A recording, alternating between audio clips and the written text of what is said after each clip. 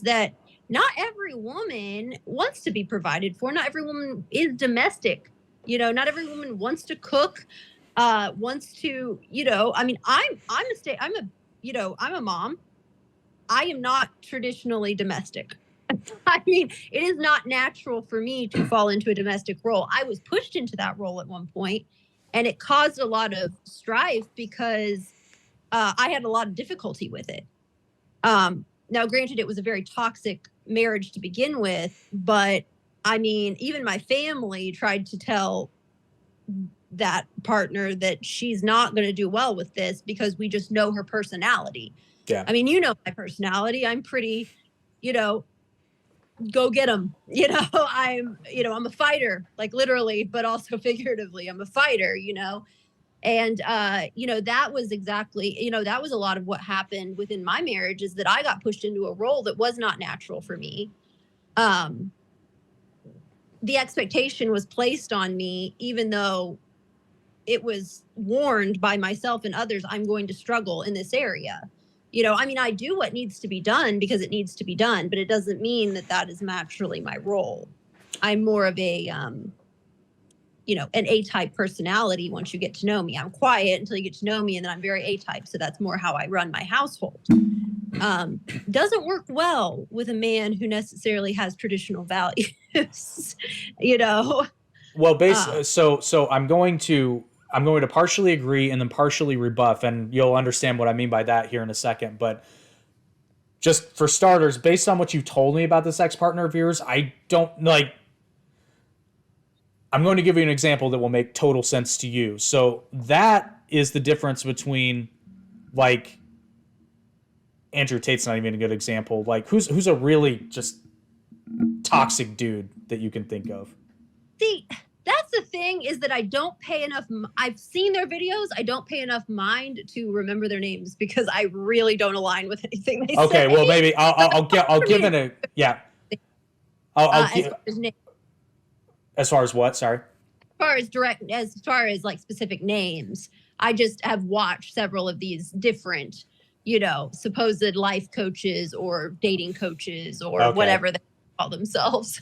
I have a feeling you'll recognize this name, and he's the perfect example for this comparison.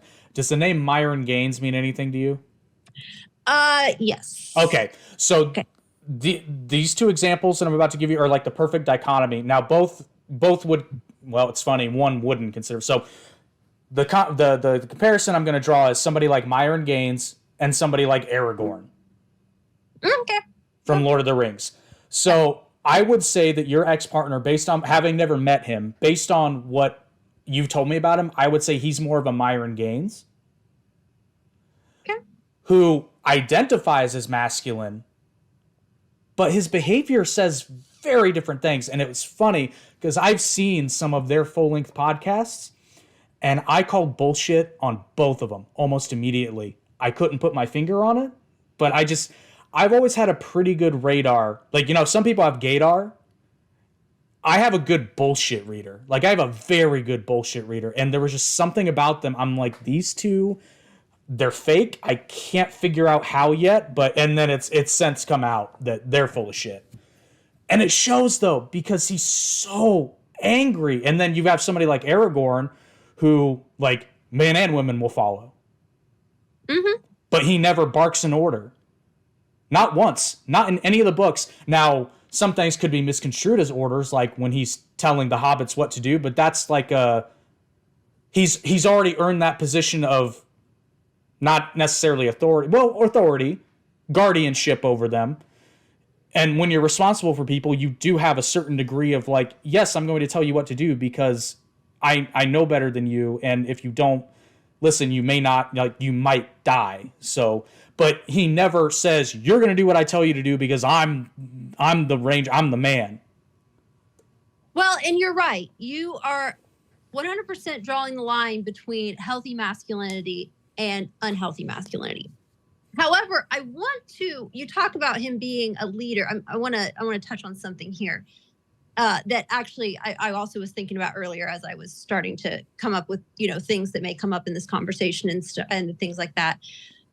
Is those traits that make a healthy masculine person, though, actually incorporates some traits that are traditionally feminine. Such and as? that is nurturing, compassion. Oh, compassion, yeah. No, wait, let me finish. But also, women are capable of the traditionally masculine traits, such as leadership. You can get into a leadership position in which, you can be such a healthy leader that you can be both strong, you can be courageous, you can be, strength, courage. I'm going to say aggressiveness, but I don't mean that in a negative way. I mean it in like more of a firmness. Those things are traditionally masculine traits that women can exhibit.